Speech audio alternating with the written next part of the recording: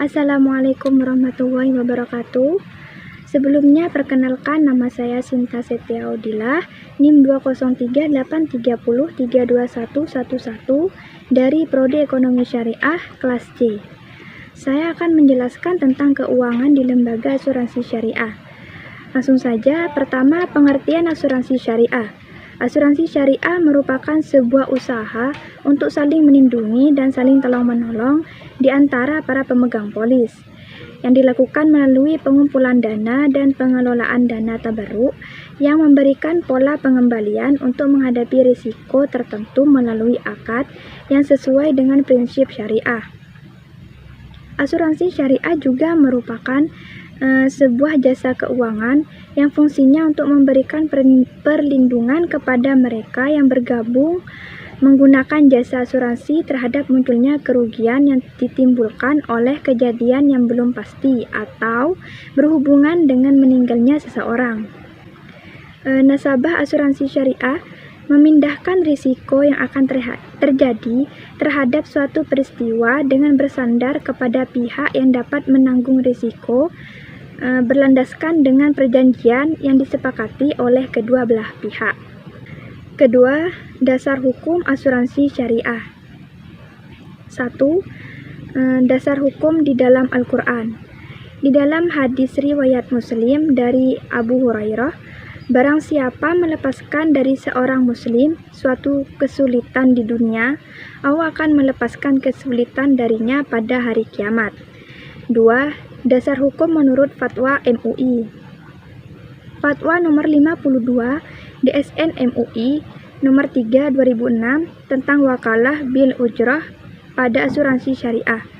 3. Dasar hukum dari Peraturan Menteri Keuangan. Pasal 1 ayat 1 yang berbunyi asuransi berdasarkan prinsip syariah adalah usaha saling tolong-menolong dan melindungi di antara para nasabah melalui pembentukan kumpulan dana tabarruk yang dikelola dengan prinsip syariah untuk menghadapi risiko tertentu. Ketiga, pandangan ulama mengenai asuransi syariah. Menurut Yusuf Al-Qardawi dan Isa Abduh, mengharamkan asuransi secara mutlak, termasuk asuransi jiwa. Menurut mereka bahwa pada asuransi yang ada sekarang ini terdapat unsur-unsur yang diharamkan oleh Allah. Asuransi sama dengan judi, karena tertanggung akan mengharapkan sejumlah harta tertentu seperti halnya dalam judi. Asuransi mengandung ketidakjelasan dan ketidakpastian karena si tertanggung diwajibkan membayar sejumlah premi yang telah ditentukan, sedangkan beberapa jumlah yang akan dibayarkan tidak jelas. Lebih dari itu, belum ada kepastian apakah jumlah tertentu itu dapat diberikan kepada tertanggung ataupun tidak. Keempat, prinsip-prinsip pengelolaan asuransi syariah. Prinsip pengelolaan asuransi ada 5, yaitu 1. Kepentingan yang dapat diasuransikan. Maksudnya di sini adalah kepentingan antara tertanggung dengan objek pertanggungan. Adapun kepentingan dapat timbul karena hubungan keluarga, hubungan bisnis, kepemilikan, kuasa orang lain, dan karena undang-undang. Kedua, itikat baik.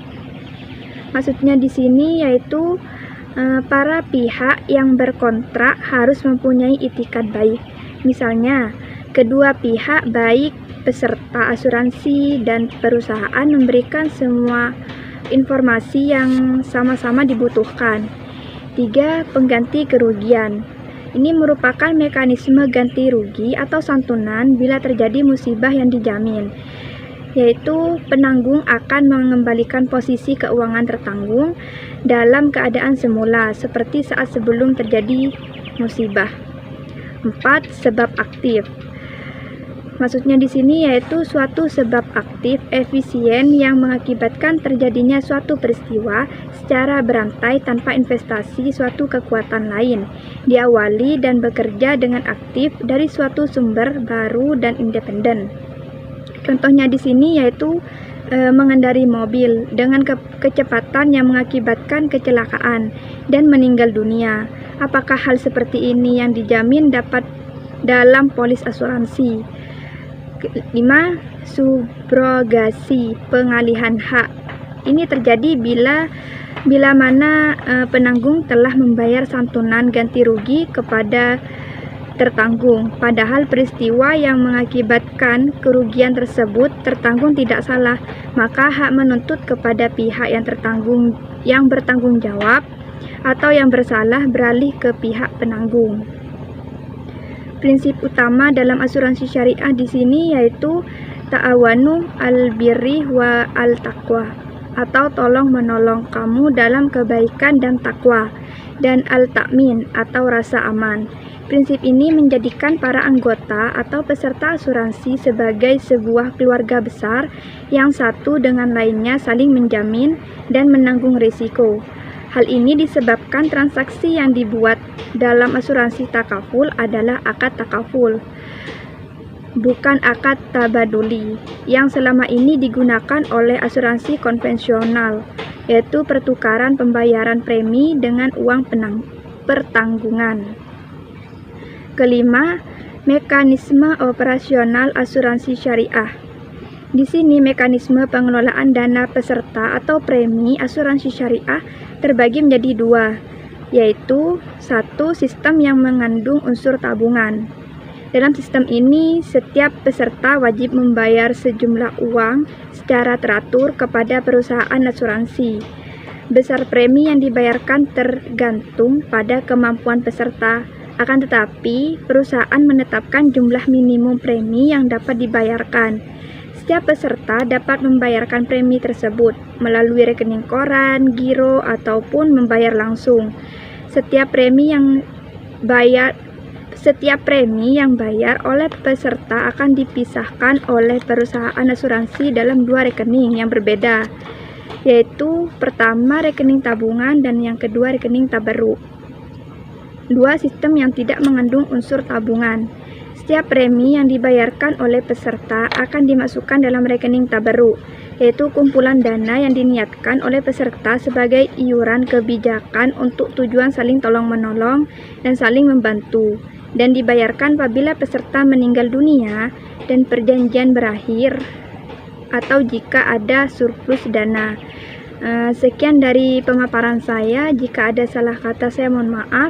Wassalamualaikum warahmatullahi wabarakatuh.